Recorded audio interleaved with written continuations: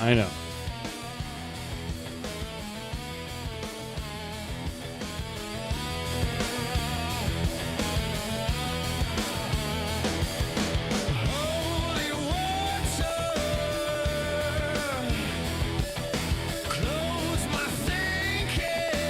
There we go.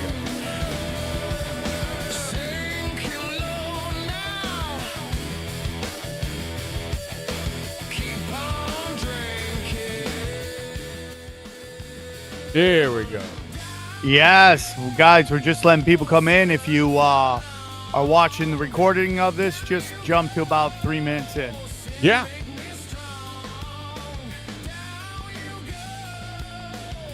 Getting everything lined up over here. Everything's looking good. Everything's looking solid. In fact, things are looking too good. Things are going too well. Yes.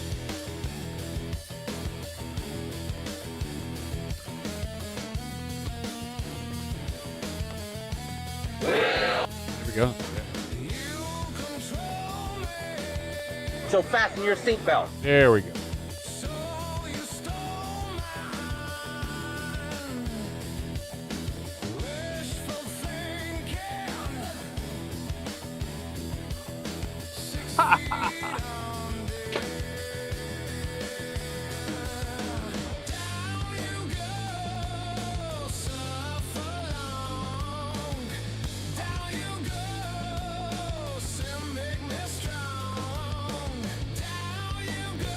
Getting everything ready. Oh, yeah. Oh, yeah. Oh, my God. Forgot to press that button.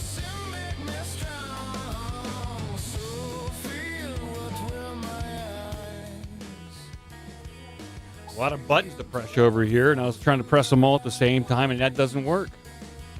Okay. Boy, we got a lot of videos on the wheel. I'm looking at the wheel. It's staring right back at me.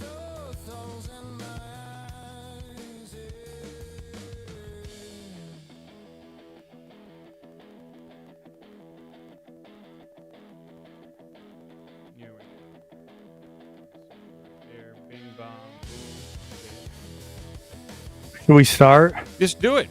Let's do it. We don't need 3 minutes. No, it's entirely too long. Oh my God, Elon is. It's a baby, giant baby. He's a giant baby. He's on the screen. Here we go. We're gonna do this right now. Here we go.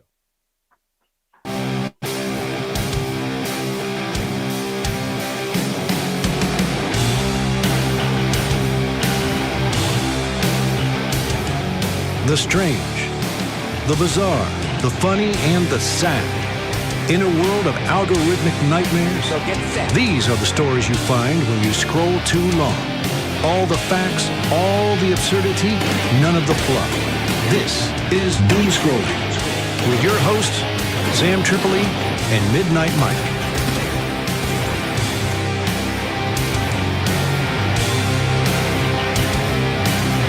Yeah! Wow, we are back and we are excited about this, man. That's right, we are live. It is Doomscrollin, the most educational hour on the internet. You, my fruity ass, loves it, okay? You will learn more in this hour and a half than you will in a 4-year degree. I'm Sam Tripoli. He's the wizard, Midnight Mike. How are you, kind sir? I'm doing well. I'm hanging in there. That's what I'm going to say. I'm hanging in there. We're hurling towards the end of 2025. Just so everyone knows, next Tuesday's Doomscrollin will be the final 2025 Doomscrollin. It was the last episode during this year. So everyone here needs a little break, buddy. I'm a little burnout, but we will go out rocking. I promise you, guns will be blazing. Enough talk. Let's get to it. People want to hear it. People want the wheel. I think people want the wheel right now. People need the wheel. It fills a void in their life. In all their hearts. Yeah. So let's Here just we check go. in. Let's just check in real quick and see what's going on here. Mike and Sam need to find 9,000 points if they want to get to Walmart. 9,000? That's impossible. Hey, I bombed in worse rooms. Let's see. But they are losers, and they cannot do it. We can. Failure, the wheel will beat you. That's not very I'm so reassuring. tired of AI talking smack to us. We'll show them. Let's go. It's not reassuring at all, but, you know. Here we go. We're going to start this back over. Here we go. Come on, people.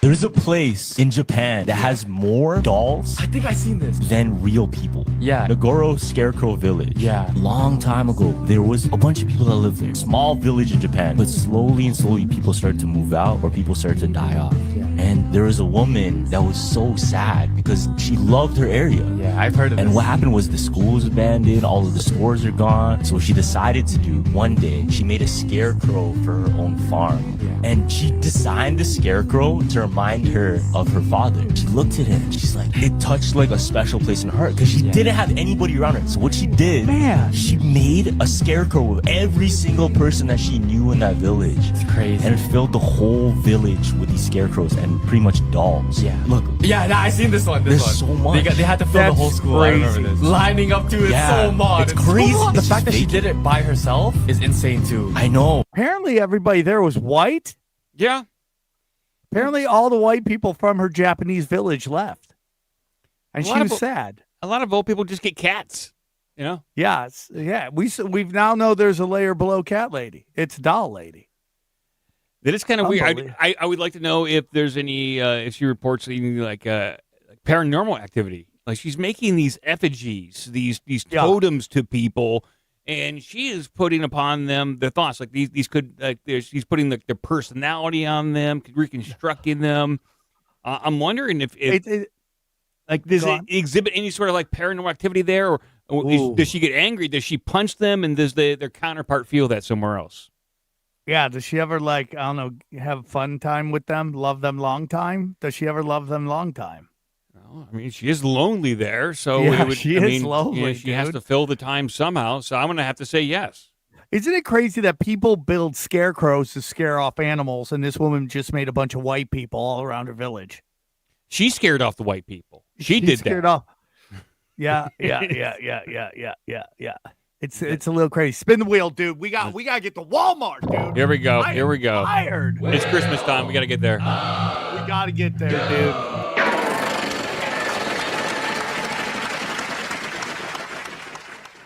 I've spent maybe $500,000 on Sugar Bush. Good morning, baby. We give Sugar Bush as much love as anybody, I think, could give any kid or any child.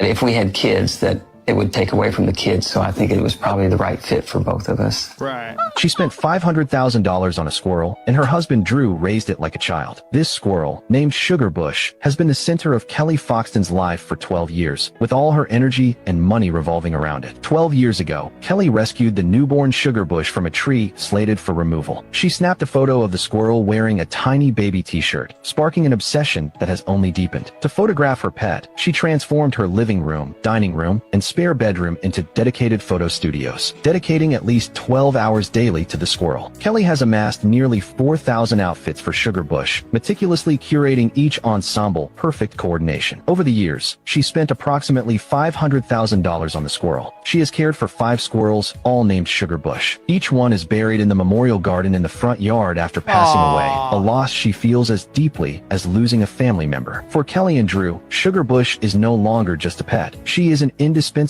member of their family. We're going to build her own White House. Sugar Bush, and you're going to be posing at the White House. We are going to take a picture of you in your little political outfit. What do you think?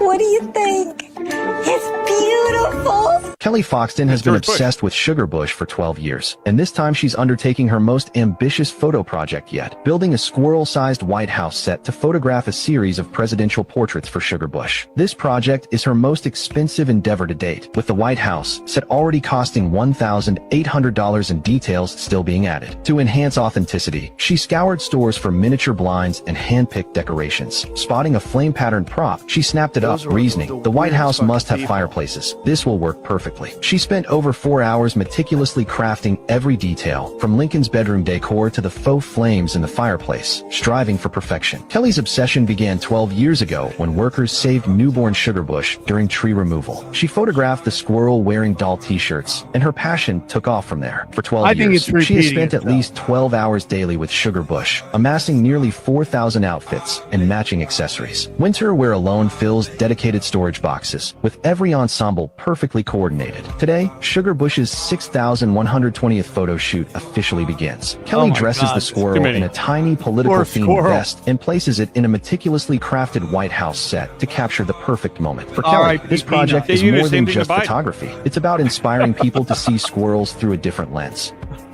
And okay, she's a squirrel activist. Okay, she's a squirrel activist. I don't have a problem with this. I do wonder if the squirrel feels like it's held hostage. This feels like one of those pageant mothers, you know? Yeah.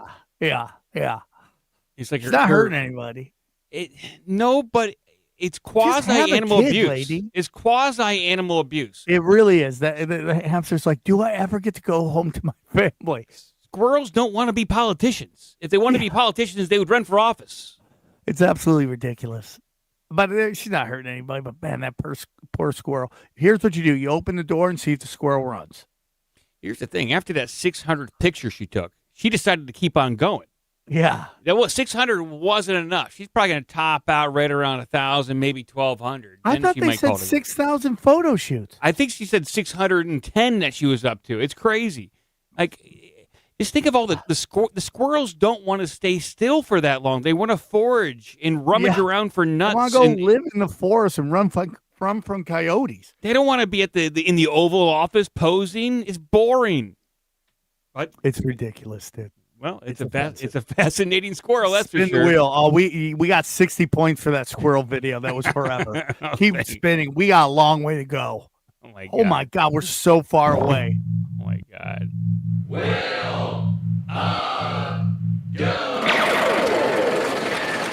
So fasten your seatbelt.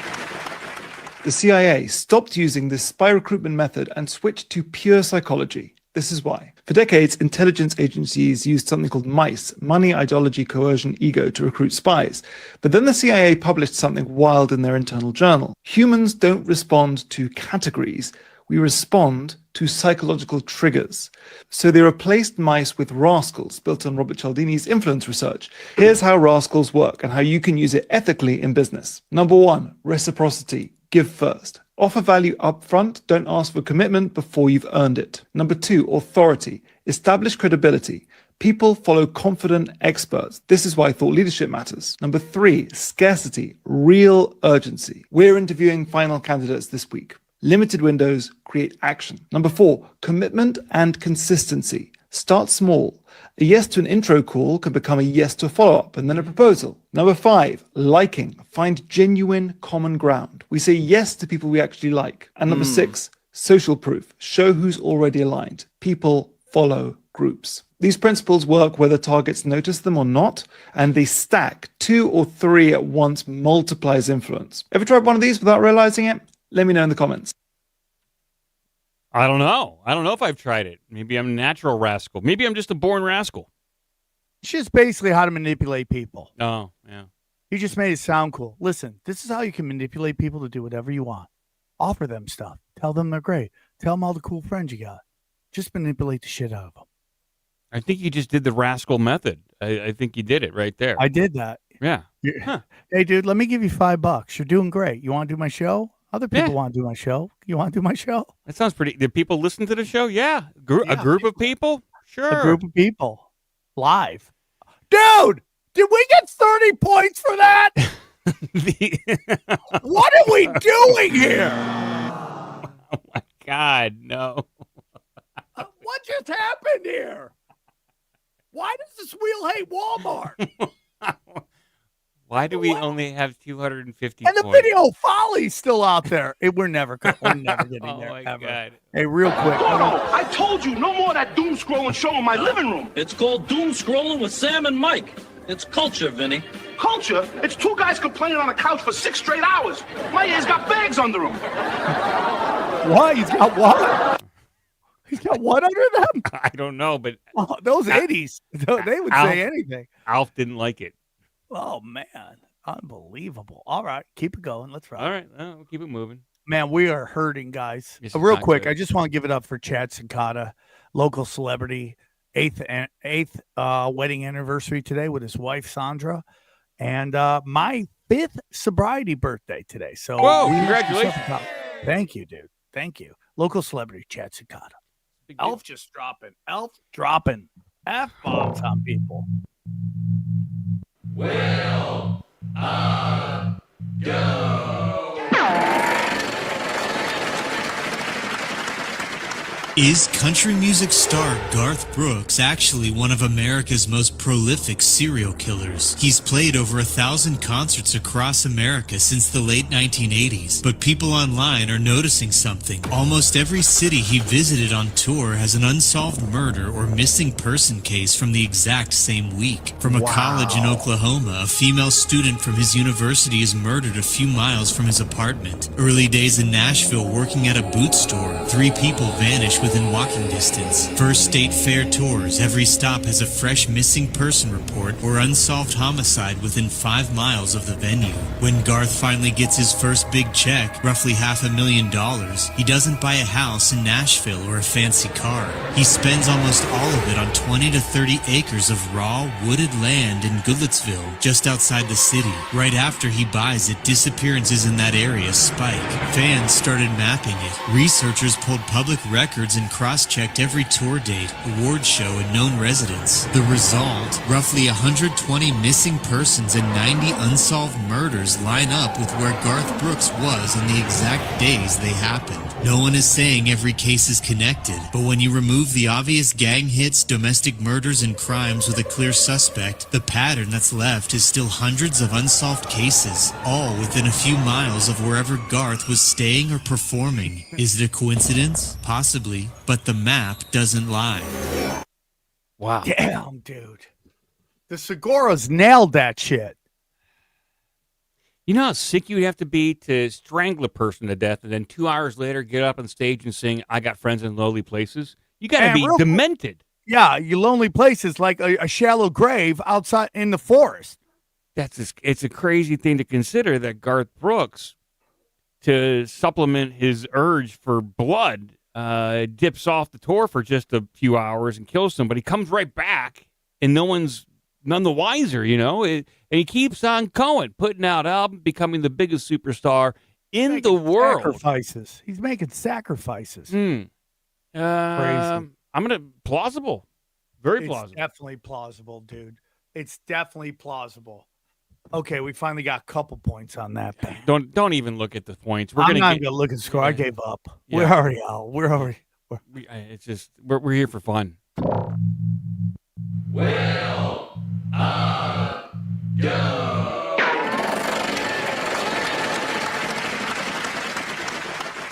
I've been staring at these two maps right here for years now and trying to figure out why they match up so closely. This is the missing 411 map and the cave system in this country, and today I think I figured out a piece of it. No, seriously, I don't believe this is a creepy coincidence that these two maps match up. America has an entire underground that nobody ever talks about, and once you look at what's underneath our feet and the overlay between these maps, everything makes sense. Let's look at this map a little bit closer because listen, every missing 411 cluster lines up with a deep cave system, abandoned mine shafts, or underground tunnel networks. I'm talking Appalachia, the Ozarks, Northern California, the Rockies, they're all the same. For the longest time, I would ask myself, is something living down there or is something using those spaces? Turns out it's a bit deeper than that. Cave systems, abandoned mine shafts, and underground tunnel networks that we know about is just the tip of the iceberg. The United States has one of the largest underground infrastructures in the entire world. Like just our cave system alone, let's take Mammoth Cave in Kentucky. It is the world's largest cave, the world's largest cave.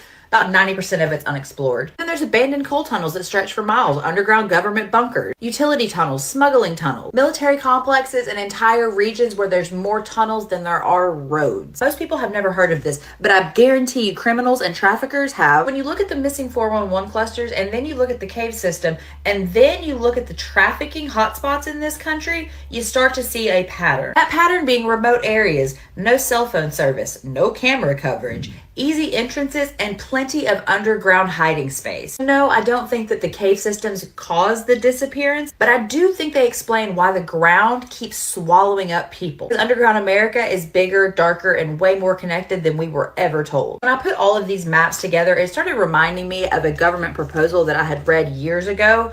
It's from the Rand Corporation. It's about the very high-speed transit system that they proposed to go all across the country underground, but we'll talk about that next time. Damn.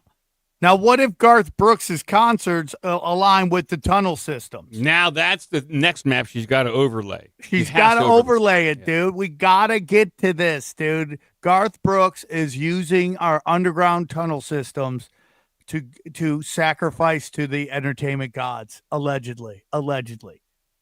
Well, I've studied the Missing 411. Some people say Missing 411 by that's 311. David Paulides. He's the author. He just put out a movie recently called American Sasquatch, and he basically used, in my opinion, the idea of Bigfoot, Sasquatch, to talk about portals and how that portals spontaneously erupt or can be produced. And he didn't say it exactly, but he alluded that some of the Missing 411 people, Missing 401, could have accidentally wandered into a portal or been abducted and taken into the portal. Yes. Now, one thing that woman did not overlay, which I did years and years ago, is I overlaid military bases, specifically military entrance bases where they process, I believe, new recruits. And maybe it's changed in the 10 years since I looked at it, but it does line up. There's a lot of clusters, coincidentally, around military entrance bases. And now, also, military bases might be built next to large cavernous areas or places to where you could access the underground structures or cave systems of this country. That's also possible. I think it's much more complicated than these people are being abducted by criminals. Some of that's probably true, but also... Yeah, I agree, buddy. It's darker than dark. Yes, it's crazy. It's deep, it's dark. It's darker than dark, dude. It's crazy. It's crazy. Spin the wheel, dude. Oh, we're so far away. Wheel of Doom.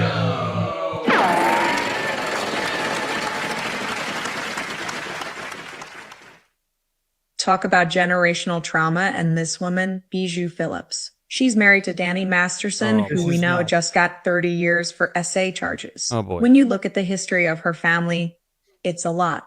And it pretty much stems from this man, John Phillips, Bijou's dad. He started a group called the Mamas and the Papas. Please tell me you know who they are. Initially, he was married to this woman, Susan Adams. They had 2 children. This is daughter Mackenzie. This man, John, was a dope fiend. He had major issues with illegal substances. His daughter, Mackenzie, also had issues. She was on the yayo. You get it. Later, Mackenzie would write a book and say that she and her father had inappropriate relations for like a decade.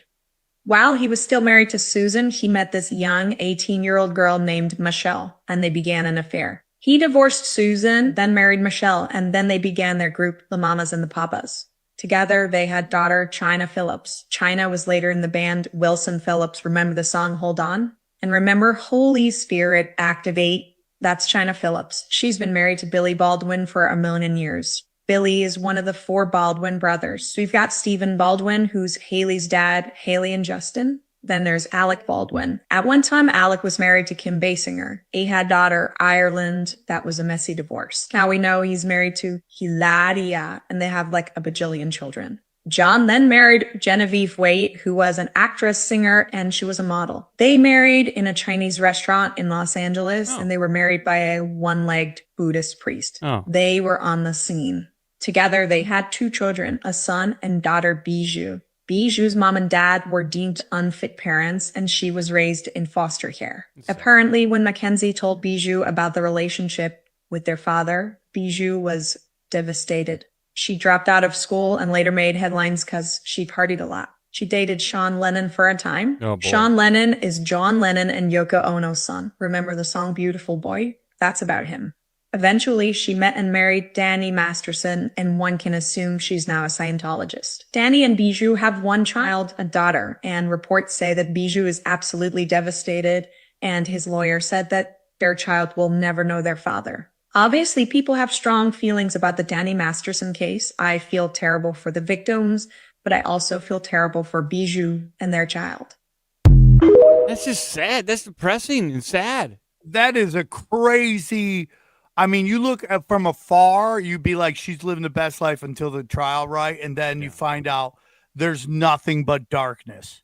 That's just unbelievable, dude. It's this weird kind of destiny. Like she didn't break out of it. It's almost like she's constantly drawn to abusers in some way in her life. She was born into this abusive situation, and then falls for another abuser, and it just over and over again. And hopefully she's better now. Dude, dude, I'm starting to miss Dolls and Squirrel videos. It's been kind of a little dark on this wheel, and we want to give a shout out to Melina, who will, if you guys want to know who the content creators are, she's writing them down right now. Just so you know, YouTube will only allow us to put so many links in the description, so you might have to find the video somewhere else. It's on all major platforms, and it will have the content creators there. So just wanted you to know. All right? All right. Spin, dog, spin. Let's do it. We're going to spin. Here we go. We're so far away. But we've never been closer. We've never been closer.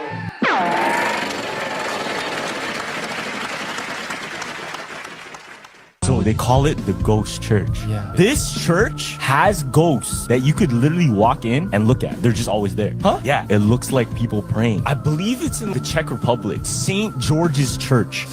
So this church was abandoned years ago. Yeah. Because there was an accident that killed a few people there. The ceiling fell. Time went by and someone went to go inside and check it out. And what they found was this. Whoa. Ghosts. Whoa. Wait, and they're just there? And they're just there. Now check this out. I think there was an artist went in, didn't tell people, made the art.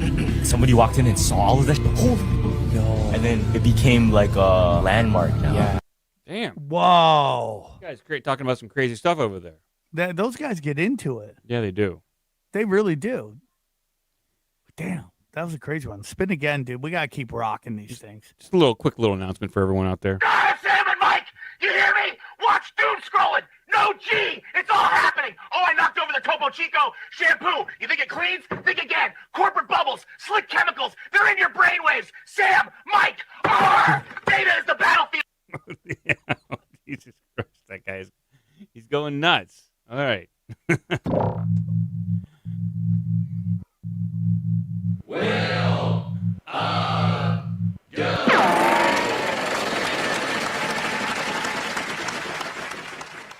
I just heard of a study where prisoners can get out of jail if they give their memories to the doctors to give to other people. And I'm like, I'm never doing that. No way. Yes, I heard that. What we call cloning is actually a siphoning of consciousness into another physical being that replicates the one before it. So that's what they do with celebrities. And they steal a consciousness. Saddam Hussein, he had 5 decoys that looked just like him. So you didn't really know what he looked like. Wow.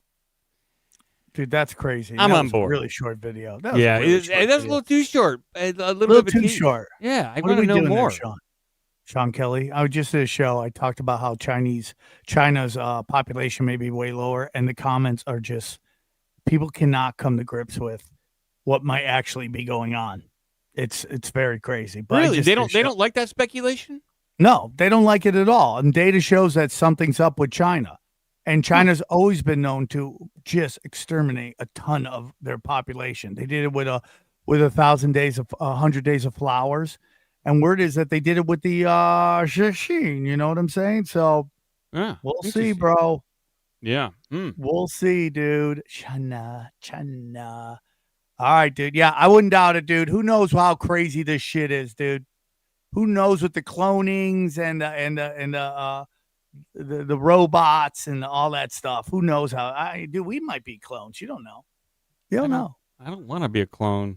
I don't either, dude. And if I am a clone, please give me some more inches. Yeah. Please give me a hammer. Yeah, give me an upgrade. Come on. Will go. China. So stick around. All this started with a guy named Bernays. He was the guy that invented the term PR. and he changed the term from propaganda to public relations. He's the reason our butter or margarine got dyed yellow. He's the reason that we think bacon is part of an American breakfast because the pork industry needed to sell more bacon. He's the reason the Department of War was changed to the Department of Defense. He's the reason that women started smoking Virginia Slims back in the 70s when it was inappropriate for women to smoke. So he organized a parade called Torches of Freedom, where women would go and smoke in the street and just say F you to everybody. So he was the biggest propagandist probably in the last 400 or 500 years in the world. This guy invented all of these processes to shape perception and change how people behave. And he was actually Sigmund Freud's nephew. And fun fact, their nephew created Netflix. Whoa, dude, now we're back in it, dude. We're a third of the way there while we're a third of the way in. Yeah, we're almost there. That was the golden video. Yeah, thank you, Golden Video. Now we're back. Let's go, Wheel. Come on, now we're on a roll. We had to put multiple videos of the day, like Golden Video. 3069. You're telling me that this is like $1 billion business. No, trillions. Okay, $1 trillion business. It's about $3,000 for, $2,000 to $3,000 for one root canal. So now why- multiply that by 25 million. I Just in even the have US. trouble with the zeros. Yeah. So why would they want this to go away if it's $1 trillion business? Well- It sounds like there's a lot of things going on that we're not seeing. Yes, to your point, there is a lot of pushback of dentists who say, oh, I don't believe that. I don't believe that. No, they've done studies. There's PubMed studies. You can go online. 100% of endodontically treated teeth, root canal teeth, produce endotoxins, which are bacteria and bacterial byproducts that are inflammatory to the body. Two big things. Inflammation, which my book is all about, how to reduce inflammation in the mouth. Because inflammation in the mouth is connected to everything from Alzheimer's disease to premature low-weight babies, preeclampsia in women, impotence in men. I mean, gum disease is the body's #1 source of chronic inflammation, but there's a lot of other. Wow, holy crap. Yeah, dude. That was crazy. There's been docs on. We were supposed to have a guest on Tinfoil Hat. He backed out of the last of the thing. But yeah, dude, that shit's real. That shit's real. My dentist doctor told me they screwed up a root canal on me like 10 years ago, so I got to go get it fixed. And I just been postponing it. Should I get it fixed or not? What should I do? Take an owl. Say, screw it. Put a gold tooth in there. Be a pirate. All right, I'll do that. Guys, you want to keep it real? There's only one place to keep it real, and that is ourbigdumbbmouthpodcast.com. That's right. ourbigdumbbmouth.com. Check it out. The #1 podcast on planet Earth for if you want to get weird, we got weird. The weirdest show, the best show, the most interesting show out there on the internet. Go to ourbigdumbbmouth.com. And then if you're feeling really sassy, and I know you are, check out samtripoli.com. Go check out my dates. I got dates coming up, dude. Oh, man. Yeah, dude. I'm going to be in Minneapolis this week. And then New Year's. And then January 10th, Word War debate if it goes on as scheduled. So let's just get it going, dude. Let's just get it going. What do you do for New Year's? For New Year's, do you party on New Year's? Like, what does a party on New Year's look like for you? Do stand up and then go home. Yeah. Okay. All right. My days of partying are just like going hard in the paint. Like I did Skank Fest and everyone's going to strip bars. I can't do it, dude. My days are done. I just want to nap. Yeah. I'm a napper. I hear you. I hear you. Right? A lot of temptation out there. And a lot of temptation. It's just like once you go to a strip club and it's like a shot and then it's like probably $25 for a shot at a strip club. I'm assuming. I don't know. It just seems outrageous. Will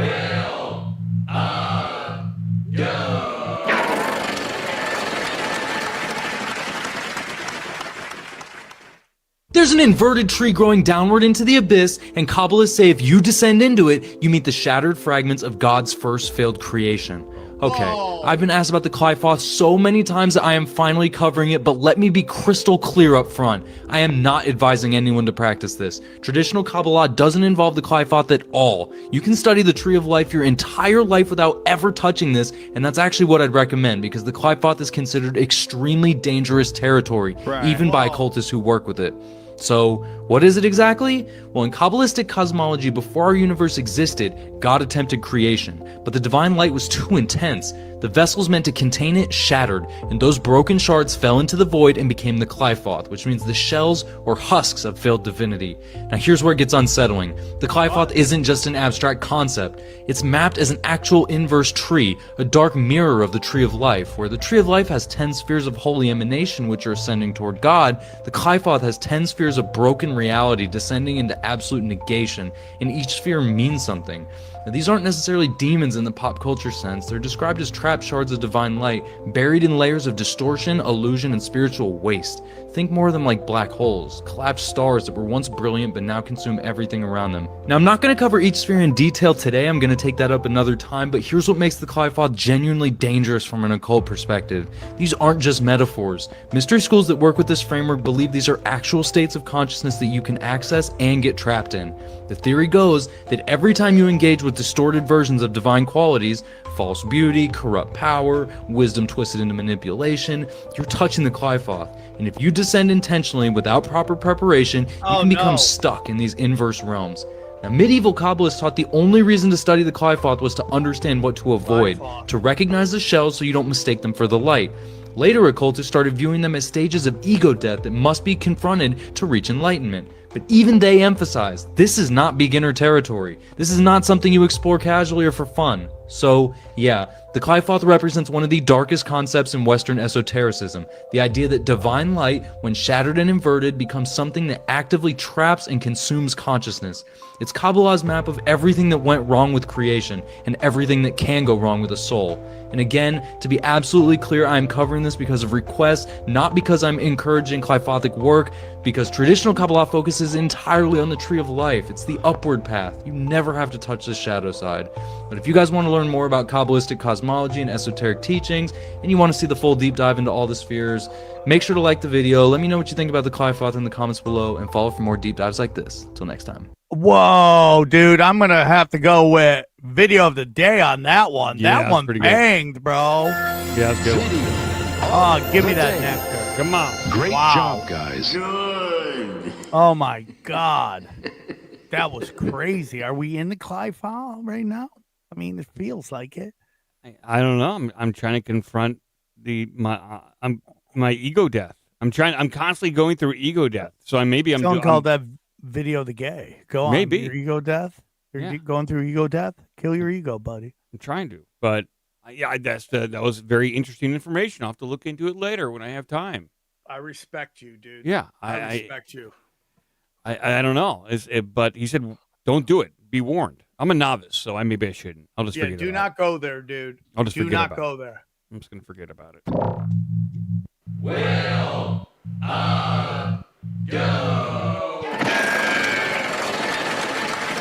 So strap yourself in.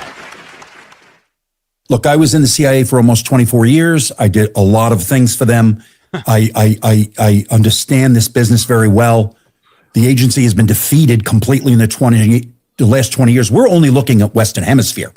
From the optic of Western Hemisphere, we were defeated. Who knows what the Russians have cheesed against us in Eastern Europe and what the Chinese have done there. I'm of the opinion now that the CIA needs to be closed. We need to create an OSS-style organization. Whoa. With Office of Strategic Services during World War II. And on the side of it, we should create a counterintelligence organization like MI5 that only does CI. That's where we have been penetrated so badly because all of you in the national security apparatus have failed on counterintelligence so horribly that our enemies have taken over the direction of our foreign policy. Damn, dude. The question is who is the enemy? That's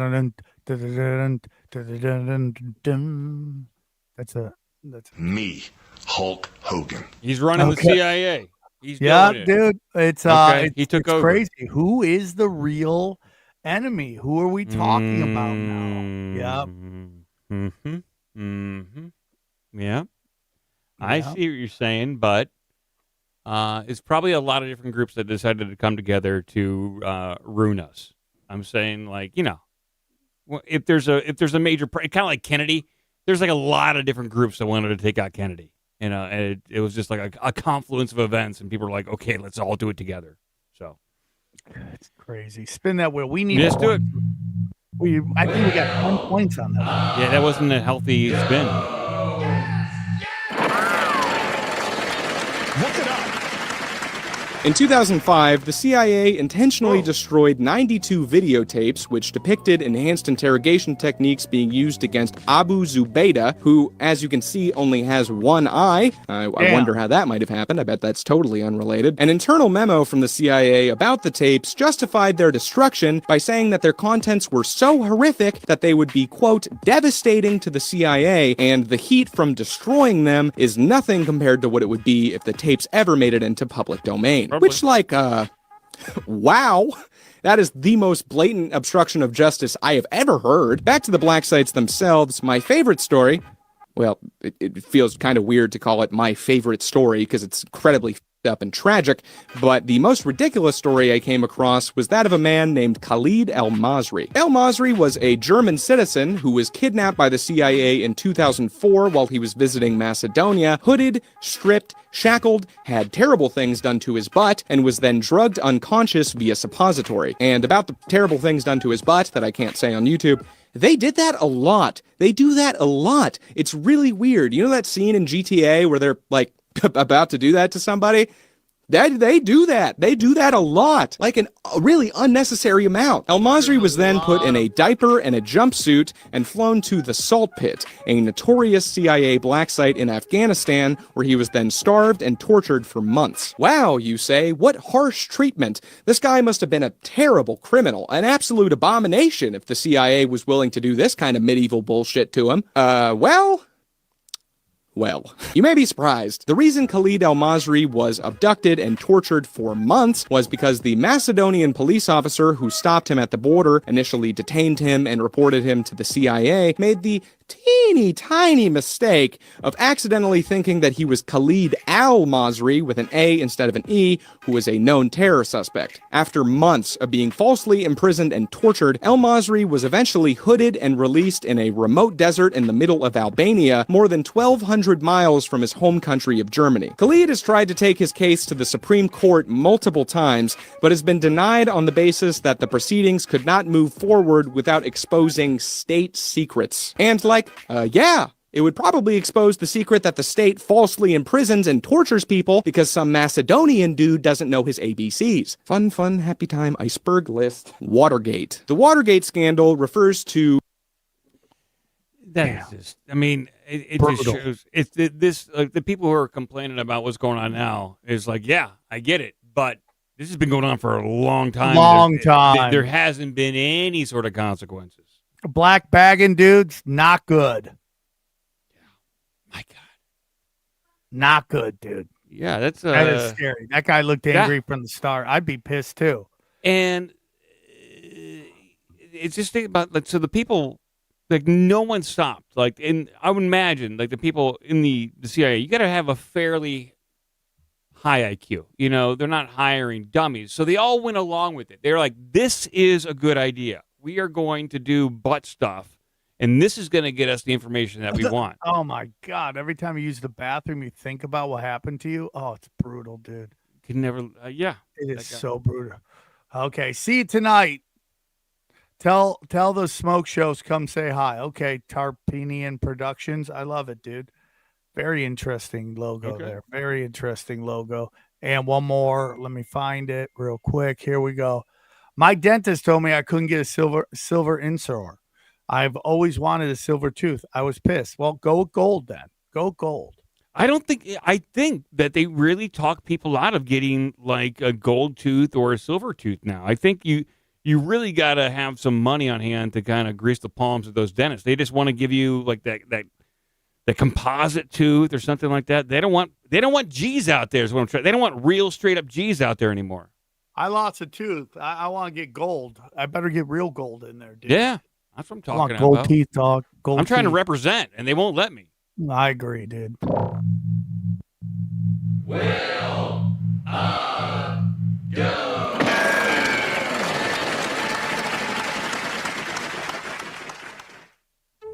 Well, you have to realize there are several different kinds and levels of extraterrestrials that we've been dealing with, and one of the kinds we've been dealing with are typically what are called hybrids, many of which look enough like us that we wouldn't recognize them walking down the street. My understanding is that many hybrids have already been working with us in our societies. We don't know who they are yet, but they have been brought here and they have been doing things to help move things forward. They're working behind the scenes, but they are already here. Wow. One of the things that will happen in contact is revealing who they are.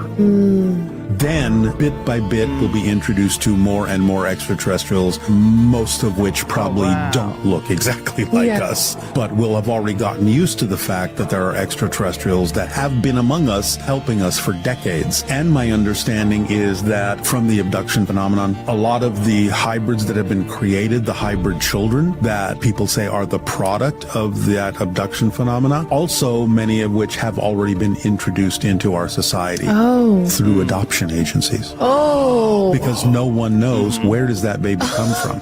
Oh my gosh. So a hybrid left on the doorstep of an adoption agency gets adopted into a family who has no idea they have just adopted an extraterrestrial hybrid. That's so smart. So in a sense, contact has already occurred. Whoa, Acid for Squares. I love that. That's a great name of a show. Acid for Squares right there. That's a great name for a show. I normally don't do disparaging stuff about Nicolas Cage, but Nicolas Cage does butt stuff with the CIA for fun, and he sucks, man. That's come on now. Just uncalled for, dude. Just uncalled. Yeah, look at this, dude. The plot of Superman. That's basically the plot of Superman. It's kind of is, yeah. Oh my God. It does seem like it seems like the alien abduction phenomenon has tapered off. It's not like it's not happening. It's just it's not happening as much. Almost as though they moved from phase 1 into phase 2. Phase 1 research and gathering information. Phase 2 deployment, and they're in the deployment phase at this point. I agree, buddy. I agree. We're in phases. I think it's all demons, though. That's just Daddy's opinion. Yeah, I mean, it doesn't. It almost is immaterial what it is. I don't think that they have our highest good in their minds. I mean, they might tell themselves this, and they might tell us that, but I don't think that they really do. So whatever they may be, we have to figure that out. And tell I agree. We need answers, and I also like that everyone in the comment is really sticking up for Nicolas Cage as they should. Good. Time traveling shaman. Good. Yeah. Stick up for him. Yeah. He's just a poor millionaire. He needs defense. He needs fun. Here we go. Come on. We got to make him. We got to get the 5. We don't get the 5.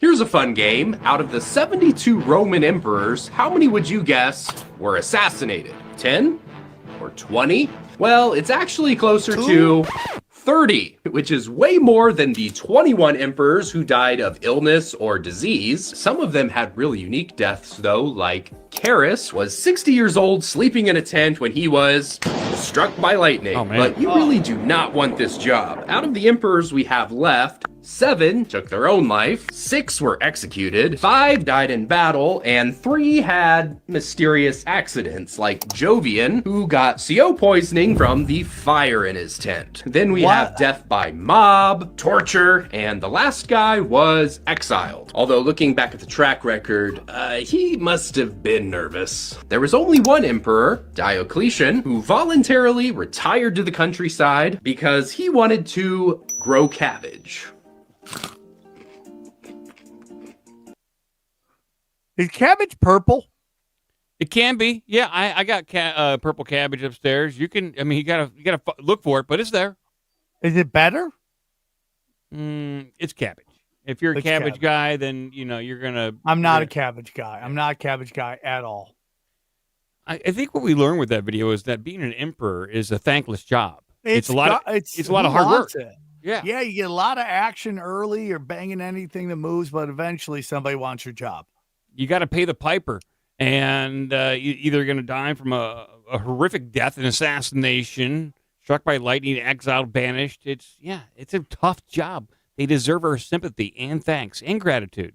Yeah, I mean, it was better when it was when the Rome was running well when they had good dictators, and then suddenly just the wheels came off. Yeah. Just the wheels came off. Thankless job. You want that job? Ha ha ha, ha ha. Little do you know you're gonna get off. Happy birthday, Jamie Starr. Happy birthday. Happy birthday to you. There you go. We need a happy birthday AI.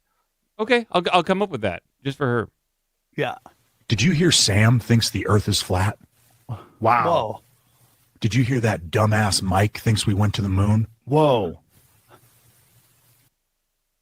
Dude, his co-host is really helping him a lot. The man who created the Labradoodle thought that he had created a Frankenstein's monster and considered it to be his life's greatest regret. This is Wally Conran, who in 1989 was working for a guide dog association whenever he got a very interesting letter. The letter was from a visually impaired woman who said that she needed the breed of dog that was smart enough to be a guide dog, but who also wouldn't trigger her husband's severe dog allergies. So Wally thought, what if I combine the smarts of a lab with the no shed capability of a poodle? And through his selective breeding, he was able to create this living teddy bear, the Labradoodle. But because Labradoodles are, the living equivalent of a Beanie Baby, they became much more popular, and popular for a very different reason than Wally had ever intended them for, as a guide dog. Instead, they, much like Beanie Babies, began being mass-produced and collected like designer pets, which Wally hated. That man spent the rest of his life trying to close Pandora's proverbial doggy bag. He tried to patent the breed so people couldn't, make them. That didn't work. And he spent the rest of his life telling anyone that he could get to listen how much he hated this dog breed that he once again created. And even worse for Wally, it encouraged even more poodle-dog combinations, which he also hated. So it really is just the Dr. Frankenstein story where in his own hubris, he played God and made this monster, and now he's just trying to prevent this evil from coming into the world. But the evil is this thing. Follow for more stuff that you can't stop thinking about. Damn! Science gone wrong. Cutie little Labradoodles. Have you ever met one of those dogs? I've never met a Labradoodle. Maybe I have. I think I have. So I didn't think I'd like one, but my older brother has one. So he had like 2 German Shepherds and a Labradoodle. And I met this thing. I didn't think I would like it. But it's a very fun-loving, like floppy, kind of cartoonish dog. And it's got a good spirit about itself. And turns out I do like Labradoodles. I didn't think I would, but I do. What made you think you wouldn't like such a cute thing? I don't like designer dogs. I think there's something kind of creepy and like Frankenstein-y kind of like I don't like purebreds too much. I understand their place and role, but like these like designer dogs, I don't know, something just turns me off about them. But I did like it. It did have a good personality. So yeah. I mean, we're living in crazy times. Yeah. We're debating designer dogs. We just live in crazy fucking times, dude. Will So brace yourself. You know the Amish graduate school in 8th grade, and that's when the learning really begins. They learn to build, knit, run a farm, use tools, and start apprenticeships. And this comes after a childhood of doing business, because the focus of their education is to get their kids ready for the real world. I'll never forget when I visited the Amish in Pennsylvania. There were 8-year-old kids running food stands by themselves, and there were thousands of customers. So they start young with reading, writing, penmanship, and math. They learn to speak 3 languages, and their first graders learn right alongside their 8th graders. In fact, the older kids are expected to serve as mentors, and chores and responsibility are just a part of the school day. In fact, there's no janitors because the children clean the school, as the Amish use school to teach their children their culture. Because why would you send your kids to an institution that hates everything you believe in? You would think this is common sense. It's why I write books on the Bill of Rights, the Second Amendment, healthy eating, and morality. And why we teach financial literacy in elementary school, embed entrepreneurship right into the lessons, and teach skills like carpentry and engineering. Because an education worthy of freedom gets young people ready for the real world. Check out my private homeschool community, LaskALearner.com. Who gives a shit? Who gives a fuck? I don't need this guy telling me that I am. He's actually been on my show. He's pretty great. Well, I'm sure. Yeah, but he's making me feel bad about my education and my reading capability. I'm sorry, buddy. We love your education. It's just I don't need this in my life right now. Hey, does this make you feel better, dude? Crack 392 says we're awesome. Hey, does that make you feel better? Makes me feel better. It does. That guy made me go through ego death, and I'm already doing that on my own. I don't need him to help me. We don't need that, man. We're at 5,000, but dude, it's not looking good. We need a couple videos of the day. We need the golden videos. You might have to put a couple in there. Yeah, you know what? I'm talking to the wheel about this. We're talking about some triple point plays coming up here. Wheel of Doom.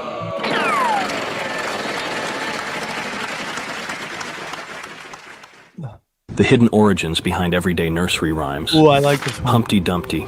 This rhyme dates back to the English Civil War in 1642. Humpty Dumpty was actually a massive cannon up on a castle wall in Colchester. But when the wall was hit and destroyed during the war, the cannon fell and broke apart. And that's when all the king's horses and all the king's men couldn't put Humpty together again. Oh. Ring-a-ring-a roses. It dates back to the 1660s when London was ravaged by the plague. The ring of roses was the red circular rash. A pocket full of posies were the flowers that most carried in their pockets to hide the smell. A tissue, we all fall down, is the reference to sneezing and coughing, then eventually dying. Oh my Mary, God. Mary, quite contrary. This rhyme wasn't about flowers at all. It was about Queen Mary I, better known as Bloody Mary. Her garden was famously filled with executions. Silver bells and cockle shells were references to torture devices, and pretty maids all in a row symbolized all the ones she executed. A cute rhyme hiding a reign of terror. Wow. Oh my God, brutal. Brutal. Yeah. It certainly did put a positive spin on it with that song. Yeah, dude. I mean, that just lets you know we just get sold garbage. Yeah. All right? We just get lied to, dude. They just tell us the big lie, so we celebrate dark people. If something bad happens, sing a nice song about it. Make you feel better. If we get tortured, please make a nursery rhyme about it, please. Yes. Keep going, dude. We need a Hail Mary pass. We do. Come on. We got to make it happen, people. Wheel of Doom. Come on, big points, big money. Have you heard of the two-way app? The concept is that you can still communicate with your deceased loved ones. Oh boy. It's like they're FaceTiming, and the commercial is like she was FaceTiming with her mother that passed for new baby. Baby grows up, becomes like an adult, and then he's FaceTiming with his grandmother, and it's her voice, her likeness. You take the app and you record a video of the person before they pass away. You have them turn to the side. You have them say a few sentences and words. That way the AI can take it and then make their own voice specifically for them. And then you upload that to the app, and then it creates this avatar of your loved one. Wow. And you can have full-on conversations with it. Their catch line at the top of their website says, human connection reimagined in the age of AI. Not human connection. Robot. You take them like almost like a personality test with it. And so you have your loved one sit down, they fill out a survey, and like crazy. It's weird. We are living in Black Mirror more than ever before. I know. Yeah. No matter how weird we think it is, someone's going to use it. These computers, for I tell sure. you, they just get crazier and crazier. They just get crazier and crazier.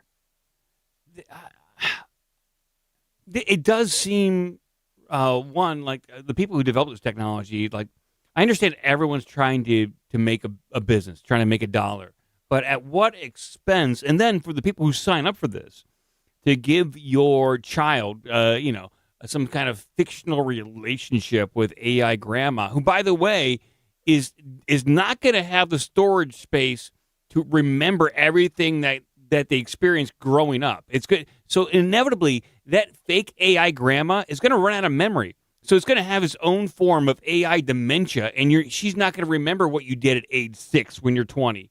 She's not going to even remember like 2 years ago. It's a BS application, and it's just it only underscores the downfall of humanity. Yeah, and it's just creepy. You're not talking to your dead ones. You're talking to an AI masquerading like a demon as someone you know. It's almost what the Archons do, right? Mm-hmm. When you pass on, you go into the light, they look like your grandma. They're like, come on, it's grandma. Come hang out with grandma. And then boom, you're back into the soul cycle. I'm trying to get out of the soul cycle. That's the whole point. Yeah, and dude, that's so crazy. What if you have to pay more for retrieved memories? Ugh. Yeah, you gotta. They'll give you an upgrade to grandma. You gotta. It's going to be a subscription fee, and if you want your grandma to have better memories, it's like $20 a month and all that stuff. Here's somebody who said something interesting. Oop. Here we go, dudes. When Mom had a brain aneurysm, I called her voicemail just to hear her voice. Oh, I get it, dude. I get it. Yeah, I feel you. When I lost my friend Spanky, I'd go back and listen to his last voicemail that he left me.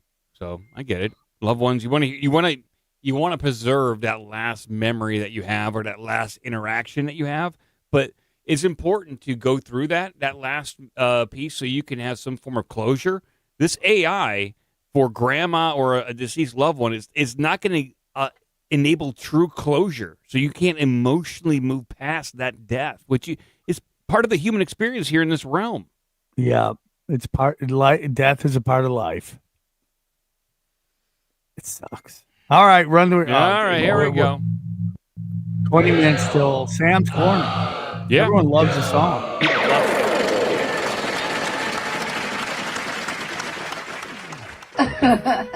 Oh, she's possessed, like straight up. Wait, something's going on. Her face doesn't look like herself. Something's going on. Yo, I seen this video. It's a couple that does these hauntings. And one of them was they actually explored a prison where a lot of people died, right? So this is when the husband was really scared. They have a code word whenever they go so you know that they're still there with you, right? The wife's sitting there and she's smiling. Like in the video, she even says, look at my eyes, because her eyes were just like looking at someone in the distance. Husband was like, baby, you remember our code word? And she's like, we don't have a code word. Don't be funny. I don't know what that is. We have a safe word. We don't have a We have a rude safe word. What's the rude safe word? No, we'll make it up. Come on. Oh, wow. I don't want to go. Come on. It's fine. Everything's fine. Yeah. That was not good. The husband's like, okay, we have to get out of here. Let's do a ritual on you real quick before we go, because this is like haunted. Yeah. You want to see it? Oh, she's possessed, like straight up. Yeah, she said this is the first time I felt like an What's the safe word? Like a safe word. What's the safe word? And how we don't have a safe word. Oh, that's crazy. We have a rude safe word. What are they watching that they're not showing us? That's wild. Are you trying to exorcise me? I'm this congregatio. It's secta diabolica. Jumpers podcast. Three videos this week. Damn. That's what part of the reasons why I don't like to purposely go into haunted houses and do paranormal investigations. You're going to get some kind of creeper spirit, and they're going to want to jump in. Yes. And it's going to get all freaky, and I don't want to deal with that. Yeah, I mean, we've done episodes recently on Tinfoil Hat where like they have to get into a body before sunlight, or else they get destroyed. I talked to Tony Merkel about this of the confessionals, because he does the on location stuff, or at least he used to do a lot more on location investigations a couple of years ago. And I asked him, do you do anything to cleanse yourself before or after going into those locations? He's like, no, I don't do anything. But he is a very one with God kind of guy. He's very, very holy, and so maybe he has the armor of Christ, and he doesn't worry about any sort of cleansing ritual or any sort of prayer to protect him. So he seems to be all right, though. He's doing well. Yeah, dog. I don't mess with spirits or orbs or anything, dude. I stay out of that crazy shit. Yeah. Fallen angels, demons. Demons be gone in the name of Jesus. So wait, you're telling me if you were invited to Skinwalker Ranch, you wouldn't go? I don't know, dude. I got invited to go look at orbs recently, and I was like, I don't think I'm going. Orbs are different, dude. Like Dogman's different. That's a cryptid. Like orbs, like could be spirits looking for a body. You know what I'm saying? Like I don't think Dogman's gonna jump inside me. Yeah, it'll remove your insides. It'll rip you open. But at least you have an opportunity to run. An orb, it can take many different forms, and they have different functions. They could be disembodied spirits. They could be messengers. They could be very malicious. Yeah, I'm not into any of that. Yeah, I know. Homie ain't playing that. At least with Bigfoot, Homie you know what you're getting. Playing that. Homie is not playing that at all. Sorry, dude. Sorry, dude. Not playing that. What you're about to see will open your eyes. This video is going viral on Twitter and Facebook because people are wondering how this is possible and if it's fake or AI. The students in this Sri Sri Ravi Shankar Vidya Mandir place are blindfolded and drawing on a piece of paper what is drawn on the chalkboard, but they have blindfolds on. Now, there's a documentary on YouTube of students in somewhere in Malaysia or China, same thing, blindfolded, answering questions, writing down words that are written on the chalkboard, or in this case, a whiteboard. What? Yes, it's called your third eye. See, India was known for spirituality, meditation, levitation, and all this stuff. And then they got known for something else. But let's bring back India being known for this crazy, cool, freaking stuff that we all have the capabilities within our DNA to do.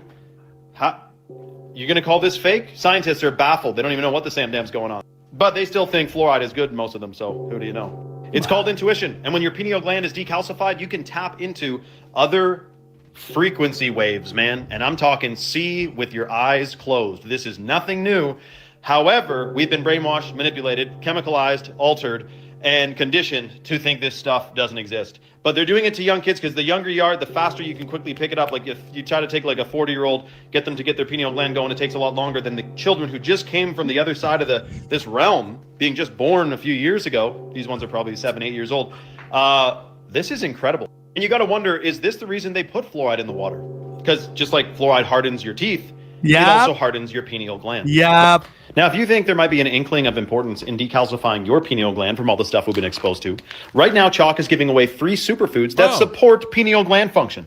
This is the Chadmo that has organic blue spirulina in it, which is said to be one of the most powerful superfoods for the pineal gland in the world. Also, it binds to free radicals, heavy metals, phthalates, microplastics, pesticides, and excretes it out of the body. Plus, it has 150 milligrams of organic caffeine per scoop. What's it called? And if you combine that with the hot water purified shilajit, which the ancient Indians knew all about, or the chocolate powder, then you're getting some of the most potent superfoods in the natural world. Comment free below and check your DMs for details. My eyes are going crazy. What's the name? I love it. India can do all that, but shit in designated spots.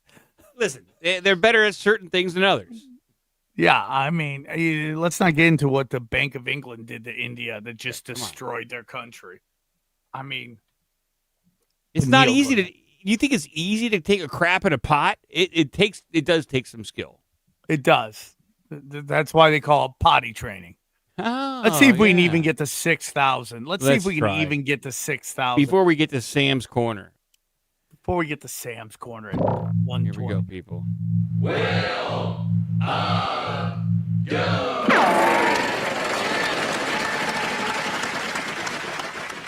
If you love The Wizard of Oz, I wait do. until you see the sequel. No, not Wicked. It's a 1985 nightmare factory that oddly seems to parallel the Russian Revolution. I'm KP Burke, and history isn't boring, your teacher was. L. Frank Baum wrote numerous books about Oz. Disney mashed up a few of his novels to give us 1985's Return to Oz. But there's a reason why nobody's singing in this one. Dorothy returns to Oz thanks to Aunt Em signing her up for electroshock therapy. Damn, Auntie Em. The Oz she returns to is not the one she remembered. It's dystopian and all of her friends are gone. The Fallen Emerald City is a horror show until a piece of military-grade artificial intelligence named TikTok, wink wink, helps Dorothy navigate the terrible world of Oz under the control of the Gnome King. Fallen Emerald City feels a lot like a war-torn palace overthrown by a sort of revolution. Mombi, the cruel woman running the city, well, her palace looks a lot like the Winter Palace from Tsarist Russia, which of course was overthrown by a revolution. The revolution in Oz was carried out by the Gnome King, a bearded fellow who looks like a mashup of Karl Marx and Rasputin. Oh, I didn't even mention the part about a ghostly figure of a forgotten princess who helps Dorothy and is eventually made the rightful ruler of Oz again. A little Anastasia vibe for you. Maybe it's hindsight in 2025, but a movie from the Reagan 80s trying to tie in some anti-communist sentiment isn't too weird. What is weird is that Baum wrote the 2 books that turned into Return to Oz about 10 years before the Russian Revolution itself. Maybe he was a wizard. You like weird history? Podcast link in the bio.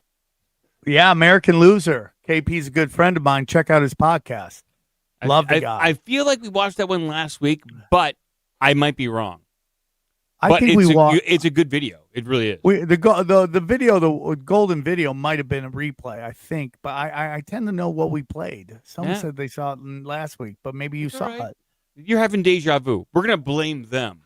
It's a new video. We're gonna blame them. I don't remember the Wizard of Oz one playing, but maybe I'm wrong. Damn, bro! I repeated 2 videos. Sorry. I like it. Over 100 corpses were inside the hospital morgue by one man who had a key card and a penchant for dead bodies. The crimes committed by David Fuller over the course of 3 decades revealed the largest necrophilic crime spree ever recorded in British legal history. David Fuller, aka the Morgue Monster, worked as an electrician for 2 hospitals in the UK during the 1990s and 2000s, giving him full, unfettered access to the morgue. He went on to assault over 100 female bodies whose ages spanned from just 9 years old to 100. David meticulously cataloged his crimes as well and compiled over 1 million photo and video files of him abusing dead women. It all began in 1987 after David killed 2 innocent women in order to gain access to their dead bodies. After he realized how much he got off on abusing dead women, David found employment at not 1, but 2 different hospitals in the UK that provided little, if any, oversight, which enabled him to dead girls and women for 30 years. The details of this case will blow your mind and turn your stomach, so please listen carefully. The episode is out now, so be sure to subscribe to the Psychopedia podcast, available wherever you listen to podcasts, and ad-free at patreon.com/psychopediapod. That's a great name for a podcast. Yeah. And that's a crazy person. You have to be like, am I the worst of all time? Am I the worst? It kind of seems like something Garth Brooks might do. You know, dude, the wheel just weaves a tail. It's just like, it seems like when Garth Brooks is done being a serial killer, he's got to take it up a notch to feed his bloodlust and his craving for deviant behavior. And that's the next step right there. So, dude, how do you get there? How do you I don't know. And it's so crazy. The story is more about him humping dead people than it is about him murdering 2 people. Like, that's how crazy the story got. Yeah. That the murdering of 2 people was kind of like a side thought. That's not as bad as the other. He killed 2 people. Anyways, that's not important. We're moving on. Oh my God, that could be anti-video. I mean, it's such a good video. The woman's It's well hot. presented. You know, it's not a bad video. It's just horrible we can't content. give it worse video of the day. No, can't. That wouldn't be fair. We're fair people. God. Will So hang on. You are looking at one of the strangest patents in the entire U.S. patent system. Patent number 2006-001425A1, Walking Through Walls Training System. This patent refers to a unique process, a training system that enables a human being to acquire sufficient hyperspace energy in order to pull the body out of a dimension so that it may pass through solid objects. This is very real and was used by the U.S. Army at one point. Damn. Okay, damn. I want to know more. I need this product. Can we just say that might be the worst video of the day by being so short? Who cuts that? Who cuts that? I agree. We have to do we have to do that. We have to. This is bad. This is very, very bad. I mean, what? What? And you got to be kidding me. Yeah, that was awful, dude. You can't make it that short. Who makes it that short? Why would you make it that short? What is the purpose of that? To make us mad, to make people mad, just rage bait. What do you? Yeah, I'm with you on that. Just absolutely ridiculous, dude. I'm offended. Will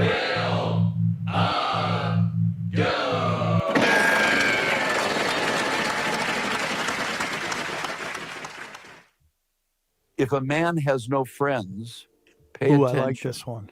If a man has no friends or a very small circle, don't get it twisted. That Don't is get not it a red twisted. flag. That's a man who has mess. I respect the shit out of that video. You hear that, ladies? We're not popular with people. We're deep thinkers. We've mastered ourselves. You understand I that? constantly master myself every night, and I'm trying not to. We do it because we're strong. Yeah, we do it because we're strong. Get with us. The popular guy, you don't want anything to do with that, dude.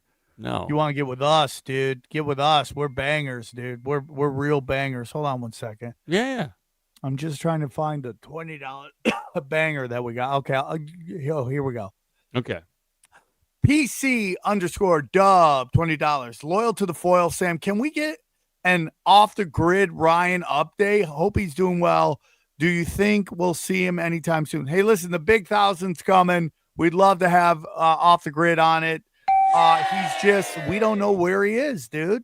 We haven't heard from.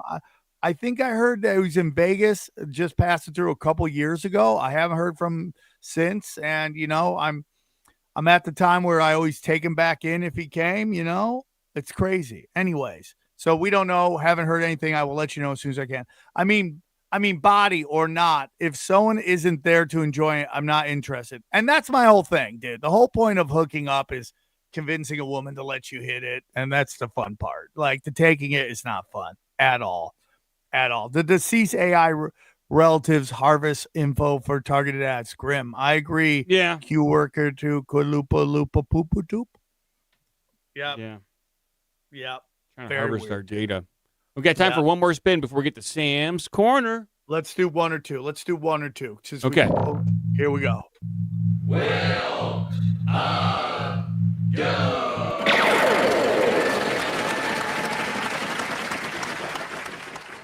So, Afghanistan, under U.S. occupation, produced more heroin than the entire world could absorb. And the truth around this phenomenon, I think, is one of the best kept secrets of the 21st century. And the lack of awareness in the general population among Americans is really astonishing. But it's not a surprise. Their ignorance has been procured by the mass media and the government, just hiding this sort of crime of the century. The 2000s and the 2010s were a time of global heroin crisis around the world.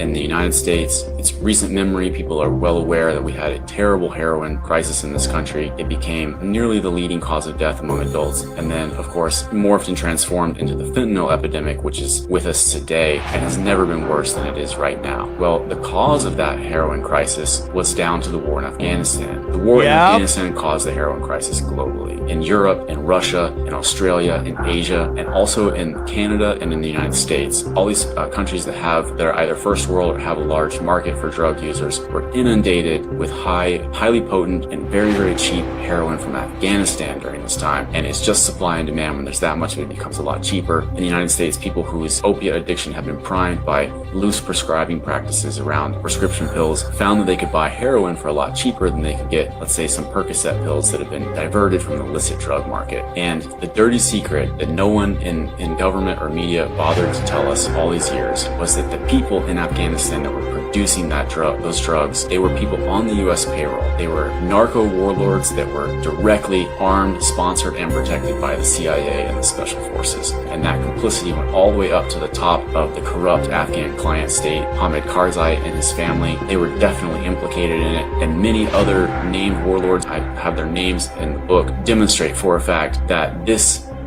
client government in Afghanistan was effectively, the biggest drug cartel in world history. And the fact that the whole of the United States government was complicit in this is really mind-boggling to contemplate.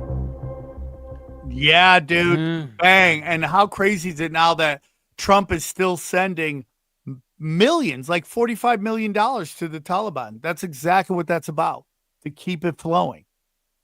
It is insane. And how much crime and illegal activity has taken place, and nothing. There's no accountability. Zero. No accountability, and that is all demoralization. If you look at everything through a demoralization lens, it all makes sense. It's all about breaking your spirit and keeping you in a low vibration. That's what this is all about. I mean, dude, the CIA, the U.S. government makes so much money off of black ops, black markets. It's kind of crazy. Yeah. Oh, well. What can you do? Dude, Amber is on fire today. America, Afghanistan, 2000s, Britain, China, 1800s. Yeah. Same people. Bank of England. Same people. Yeah. Same people. One more, and then we'll do one more. Here we go, people. We tried. We tried valiantly. We tried, dude. We're almost 2,000 away. It's just the love of God. We need 2 golden videos. Yeah, we really do. Maybe even 3. Are Are there animals in this world right now that are becoming domesticated? Cool, like dogs. Basically, yeah. Like a sign of that is their snouts actually shorten. What? There's an animal that they've observed that is starting to become domesticated. Raccoons? Raccoons are starting to become domesticated. Let's go. They've done this study where they took like tens of thousands of pictures and they compiled these pictures of raccoons that actually live in city areas. Their snouts are starting to shorten, meaning like they're becoming domesticated. Weird. How does an animal become domesticated? Just because they're not living off their own land? They're relying on a lot of other food? I think so, yeah. Wow. I know they said it happened with dogs because the dogs that figured out if they like submitted to humans would come up cute or whatever, it would be granted scraps of food. Did you know that President Coolidge was gifted a raccoon for Thanksgiving? Very cool. To eat. A Oh. live raccoon. Instead, he kept it for a pet and named it Rebecca. Rebecca. Rebecca the raccoon? Rebecca the raccoon. Yeah, dude. The smart animals are like, dude, I'll just domesticate myself. You ever Why meet not? you ever meet a domesticated raccoon? No, but I want to. I want one bad. One of my friends growing up, he had a pet raccoon. It was cute. I mean, these they're you can't really let them in the house like unattended. They will just rip up stuff. But it seemed so bizarre growing up that my friend had a raccoon. But they're cute little critters when they're not destroying my chickens. As long as they stay away from your chickens, they can chill, dude. Yeah. They can chill. But if not, get out of here. All right, Sam's Corner. Here Let's we go. do it. What did we get to? We got to, I think, just about 7,000. I'll check. So, yeah, we're going to have to do some improvements on the wheel. Add some more features.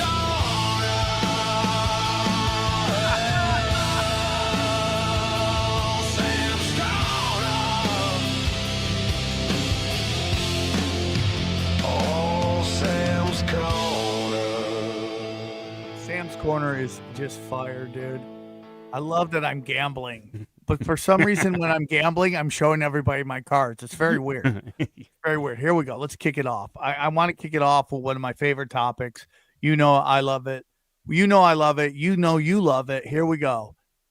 Wiggers is going on a mission. Back at the Wigger Heaven HQ, the most elite white boys have found the source of the world's white monster. Ball Wall gave the green light, but they had to flex up real quick before they left the spot. You know these Wiggers sitting sideways sliding in a helicopter. Oh yeah, twin. We about to get busy.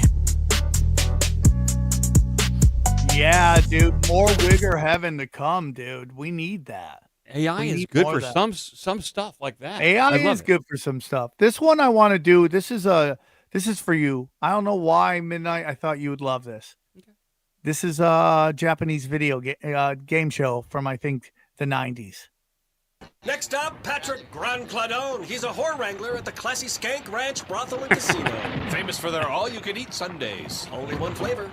And there he goes. Nice move there. Oh, trying to get into the safety slit. He does. He makes it. Comes back out, squares his shoulders, and decides to turn and run. Interesting strategy. Oh, man, he's sandwiched. And that's our MXE Impact replay. Let's take a look. As a whore wrangler, he's used to chasing tail, just not used to having something chase his. Ow! Coughed up something. Indeed he did. And here's Corky Grant. He's a structural engineer for dental dams and root canals. I hear he's also pretty good with bridge work. That's right. He's pretty good with those safety slits. Look at that kid. He dodges the first boulder. Scamper's right up there. Let me He did it. Come on, you can do it. Come on, dude. You know that safety suit automatically inflates to stop internal bleeding. I'd watch this all day. Next up, here's Bobby Connolly. He's a day manager for the Keno girls' locker room. I will not touch them. I will not make eye contact. Work with hot chicks all day and not touch them. He's not afraid. Look at that. He's not- going. Oh, and looks like he's got some compound fractures now to boot. Still no winners this round, and the Gamblers Oh, keep their Bobby. lead 1-0. I love it. Oh. I do love it. We got to bring that back. Those Japanese know how to do We it. got to bring that back. This is a public service announcement that I think it's important for everyone to know. Here we go. Here we go. One thing that all races, religions, and nationalities have in common, other than ugly people: poor people. You might be wondering, what do poor people look like? Go ahead and zoom in on his face in the back. The point is, you all look poor to me, or not. Everybody, you can't tell what a poor person looks like just by looking at them. right? Every race has poor people. Every religion has poor people, some more than others. If anyone wants to quote me on that, that's the beauty of the ugliness that is poverty. Caroline Kennedy, October. Perfect. So we all hate poor people. Which is just to say that I hate that poor people exist. That's even worse. No, because regardless of their religion or skin color, poverty is the great and terrible unifier. Please write that down. Should we treat poor people the same as everybody else? The answer is actually no. No. What? You should not. Come on up here, I'll give you an example. Say you're poor and I come up to you and I say, how much money do you have? What would you say back? Not much. I'm now in an extremely awkward conversation because he's poor. So how can we get rid of poor people? Donate to them. Okay, not everything's about money. My motivation will go a lot further. If every poor person woke up at 5 a.m., I don't want to say that would solve poverty, but if one of you wanted to say it, that would be fine. That's fine. She's a great actress. No She doubt. just- Like she's not straight afraid, face. dude. She's She's great. not afraid. Fantastic. This is a very interesting video. Watch this. This is it's inspired some jokes. Look at this. Captain Hook is only going after Peter Pan because he's trying to stop him from kidnapping any more kids. But everybody else sees it as him being the bad guy because Captain Hook never goes after the kids. Yeah. Always Peter Pan. Messing with your head, man. What the fuck? Right? Maybe we got it wrong. Like Yeah. Karate Kid. Maybe Daniel-san is the bad guy. Maybe You ever think about that? He's trying to steal dude's chick. Yeah, steal his chick, pranking them, always harassing those guys. Yeah, dude. It's kind of crazy. Here, now this one's too long for right now. We got too many. Hey, this is a quick one I made. Watch my own A videos. 19-year-old woman gave birth to twins, and a paternity test later revealed something incredibly rare. Yeah. Son of a banker, go ahead. Each twin had a different father. She was friends with both fathers, only God. hours apart, and doctors explained that she had released 2 eggs that were fertilized separately on the same day. This unusual situation is known as being a is that what it's called? That's not what it's called? It's called being a whore. It sounds like some X-Men shit to me. Yeah, for sure, dude. This is For absolutely sure. wild. Your mom, you'd be like, so we were born around the same time, but we have different dads, moms. How is that possible? That's a complicated roll call. That's a talk. I hope they live stream. I hope they live stream it so we can all watch these kids do math with their mother. Right? Unbelievable. Conspiracy Social Club, everybody. Conspiracy Social Club. That is a tough one. That is a tough one. This is an AI that made me laugh. And then we'll end on one more. Here we go. An AI that made me laugh. I posted on Instagram. It crushed. I'm 28 years old with 902 bodies, and I'm a Houston bottle girl, so you already know what it is. Fun fact, recently I've been diagnosed with schizophrenia. My name is Jasleen. I'm 23 years old with 313 bodies, and these boys are about to eat some curry fish tonight. My name is Amy. I'm 29 years old with 612 bodies, and it would take a quarter horse to satisfy me. Also, I take bipolar medication. My name is Hennessy. I'm 22 years old with 188 bodies, and I don't sell no coochie, but I might rent that motherfucker out from time to time. Hi. My name is Winnie. I'm 31 years old. I got 806 bodies, and I'm looking for someone to love me because my dad didn't. My name is Rosie, and I'm 32 years old with 509 bodies and spent all my 20s sleeping with DJs and promoters. I also slept with Cam Newton. My name is Moana. I'm 26 years old with 405 bodies, and both my brothers are in jail for murder. Also, I like to steal. My name is Natalia. I'm 24 years old with 807 bodies, and my beauty is a mask for the demon that is inside of me. Obviously not real, but funny. Final video of our second to last episode of 2025. Here we go. Black conspiracies are the best. Cheetahs are known to be the fastest animal in the animal kingdom. Then why are we measuring our cars in horsepower?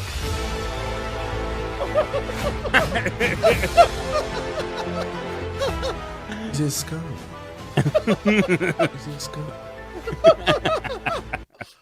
Love that. That was it. Once again, guys, was this the greatest ever? Oh, Steve Lafayette finally made it. He hasn't been around lately, probably just got out of jail. But just want to say welcome, Steve. Guys, was this the greatest episode ever or the best ever episode ever? Vote now. He is the man. He is Midnight Mike. You need to check out his website, ourbigdumbmouse.com. For all the good stuff. I mean, that's where the magic truly happens. And then finally go to samtripoli.com and check out my dates if I can even find them. December 11th through the 13th, which is this week, Minneapolis, the New Year's Eve at the Dojo of Comedy, and World War Debate in Atlantic City. So that's it. Good times. Anything else, guys? Anything, my friend Mike? No. We got to get out of here. All right, dude. Goodbye, everybody. We'll see you next week. Have a great week.